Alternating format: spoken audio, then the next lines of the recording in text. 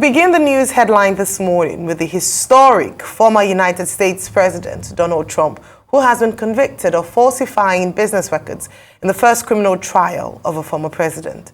He was convicted on all 34 counts in the hush money trial. Trump is accused of concealing a payment made to buy the former adult film star's silence shortly before the 2016 election. Sentencing will take place on 11 July at 10 a.m. local time, that's 3 p.m. Nigerian time, and the court will order a probation period for Trump. Speaking after the verdict, Trump calls the verdict a disgrace and attacks Justice Merchan, who presided over the case. After several minutes of almost unbearable silence on the Trump organization. Attorney General, you've never been attacked in his testimony. The court was the fraudster in this case that he made. This was a disgrace. This was a rigged trial by a conflicted judge who was corrupt. It's a rigged trial, a disgrace. They wouldn't give us a venue change. We were at 5% or 6% in this district, in this area. This was a rigged, disgraceful trial. The real verdict is going to be November 5th by the people. And they know what happened here, and everybody knows what happened here. You have a Soros-backed DA and the whole thing. We didn't do a thing wrong. I'm a very innocent man, and it's okay. I'm fighting for our country. I'm fighting for our Constitution. Our whole country is being rigged right now. This was done by the Biden administration in order to wound or hurt an opponent, a political opponent. And I think it's just a disgrace. And we'll keep fighting. We'll fight till the end and we'll win, because our country's gone to hell. We don't have the same country anymore. We have a divided mess. We're a nation in decline, serious decline. Millions and millions of people pouring into our country right now, from prisons and from mental institutions, terrorists, and they're taking over our country. We have a country that's in big trouble, but this was a rigged decision right from day one, with a conflicted judge who should have never been allowed to try this case, never. After several minutes of almost unbearable silence on Thursday in Donald Trump's hush money criminal case, the court officer's voice rang out loud and clear through the courtroom. She asked the jury to read the verdict, and in a steady, even tone, the foreman began. A wave of guilty verdicts washed over Trump as he sat motionless at the defense table. At each guilty, he did not flinch or react physically. As the verdict was read on Thursday in the courtroom, it felt like the air had turned to stone. Sitting silent and still at the defense table, Trump kept his lips pursed as his lawyers, Todd Blanche and Emil Bov, on either side of him glanced sternly towards the judge. As each juror verbally confirmed the decision to convict him, Trump turned his head in their direction and followed their faces one by one as they answered. His pursed expressions remained unchanged as his attorneys pleaded with the judge for acquittal, claiming Trump's former fixer had committed perjury with his damning testimony on the stand. Following the landmark conviction of former President Donald Trump in the hush money trial in New York, Manhattan District, District Attorney Alvin Bragg on Thursday expressed his gratitude to the jury and said he did his job. Bragg didn't weigh in on whether he will ask the judge for a prison sentence, saying his team will speak instead in court filings. All right, jurors vowed to make a decision based on the evidence and the law, and the evidence and the law alone. Their deliberations led them to a unanimous conclusion, beyond a reasonable doubt, that the defendant, Donald J. Trump, is guilty of 34 counts of falsifying business records in the first degree to conceal a scheme to corrupt the 2016 election. And while this defendant may be unlike any other in American history, we arrived at this trial and ultimately today at this verdict in the same manner as every other case that comes through the courtroom doors, by following the facts and the law and doing so without fear or favor. Well, Alvin Bragg can brag that he's able to get this conviction, and one which he had been, very determined about in terms of his work towards this, Dr. Bati, historic, monumental, some of the words that have been used to describe the verdict of the court. Well, I mean, the verdict is historic to the extent that President Donald Trump is the first former president in American history to be convicted. But it is not correct to refer to him at this moment as a convicted felon. That phrase will become appropriate after July 11, when the Supreme Court of Manhattan, sits at 10 a.m. Eastern Time, on that particular day. So what is next? Now, he has been convicted for falsifying business records in a transaction, in a hush-up money transaction with Stormy Daniels, an adult porn star who has proven to have, in fact, introduced a storm into President Trump's, political career and persona within the public space. But what is next? Now, sentencing is on July 11, 10 a.m. Eastern Time. Before then, Trump will be interviewed by a probation officer who will prepare pre-sentencing report. The pre-sentencing report will, focus mainly on his personal history and criminal record, if there is any. Number three, his lawyers are going to see if they can push, the sentencing period beyond July 11, if possible, until after November 5 presidential election. Where will Judge Merchan allow that? Well, maybe not, maybe not. And then, of course, it is certain that whatever happens on July 11,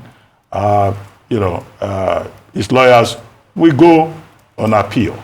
Already, Judge Merchan has asked them to file their motions by June 13, so which means that July 11 may come to pass. But definitely, they will go on appeal. If the case goes on appeal, they could be at it for the next 1 year, by which time the election will have been won and lost. If Donald Trump wins the election, well, nothing will happen, because as president, he will enjoy immunity.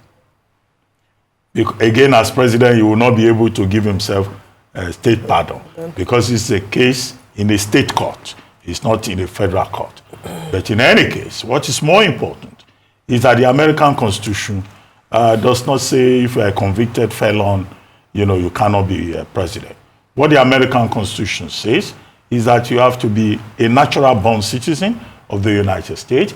You have to be at least 35 years old, and you must have lived in the United States for at least 14 years. That's what the Constitution, the U.S. Constitution says. It doesn't say anything about whether you've been convicted or not. However, President Trump, the question is, will this affect his chances in the presidential election? July 11 is just a few days away from the Milwaukee convention, of the Republican Party, where Trump will be declared, the candidate of the party of the GOP. But, so nothing is going to change even in that regard. Will it affect his chances in the elections? Maybe not. Maybe, in fact, this conviction, would, in fact, rally his base and even brighten his chances. The issue may be with swing voters, undecided voters, who may moralize and say, well, don't let me vote for him because he's been convicted. Again, he has two other cases. There is a case in Washington, D.C. There's also another case in Atlanta, Georgia, both relating to his role in the assault on the Capitol in January 2020 after the elections. So there's that other case there. So at the moral level, yes, maybe some people will moralize, but significantly, this is not likely to affect his chances in the election. Each of the 34 counts carries a 4-year sentence, a maximum of 4-year sentence. Well, but everything is at the discretion of Judge Merchan, who had said in May that, in fact, he had no intentions of committing President Donald Trump to prison. He said it will be the last thing that I will do. He said so in May. So what is he likely to do? Well, it's likely he has the options of fines. He has options of probation. He has a number of other options. But, maybe he will also not rule out imprisonment.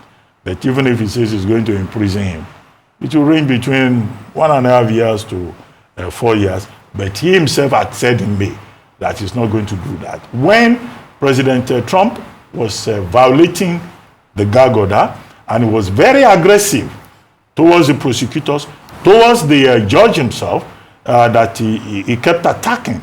And even yesterday, he still insists that he's innocent. He still insists that the entire process was rigged.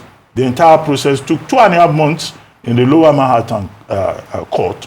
And then he says he is looking forward to November 5, when the people of the United States, the real jury, will issue a verdict in terms of his political fortunes. But whatever it is, I really don't think that this is going to have any significant impact on the political process. It may not even affect Trump at all, because as I said, the Constitution is very clear.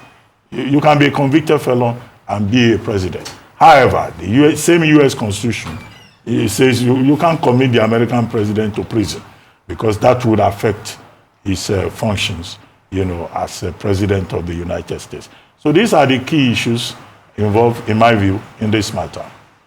Right, yeah, I mean, just a few more things. We saw that video where President Donald H. Trump, was responding following his conviction or his guilty verdict by a 12-man jury in Manhattan. He said it was rigged. He described it as a disgraceful trial. He asserted the fact that he was an innocent man, or he's an innocent man. The whole country is being rigged, and this was done by the Biden administration. It was almost like he was already campaigning in terms of speaking to his very strong base to keep them confident in his own personal adjudication of innocence, and also the fact that he was going to fight this. Then the fact that he was also referring to some of the ills or the failings, in his opinion, of the Biden administration in terms of speaking to migration. He said, our nation is a mess, millions of people pouring in. And then he goes on to classify the millions of people pouring in as from prisons, mental institutions, and says some of them were terrorists. And I don't know if this is fact-based or if former President Donald Trump has his numbers to prove some of these statements he's made, but these are the kind of things that galvanize his base to want to vote for him, to want to change in America, to want to make America great again, as was his slogan in the 2015-2016 elections. And so what we'll then see play out perhaps would be then a test of loyalty and a showing of the fact that they're going to stand by their main man, their main candidate come elections on the 5th of November. But beyond that, it's not all uhuru for him, because there's some swing votes who are said to be about 50-60% of them saying that it might affect how they vote for him based on this particular conviction. And so it's still not, it's still not a clear road for him. Is this still a strong candidate? Absolutely. Republican Party still going to go for him? Absolutely. As Dr. Bato already mentioned, this doesn't in any way affect his chances on the polls. It doesn't even affect his chances of voting in itself, despite the fact that he's a convicted felon, even though not incarcerated. I think that's important to mention. Now, I say this because in the state of Florida, where he's resident, you can't vote. The law doesn't exclude convicted felons from voting, except in instances where the city where they were convicted doesn't allow felons to vote.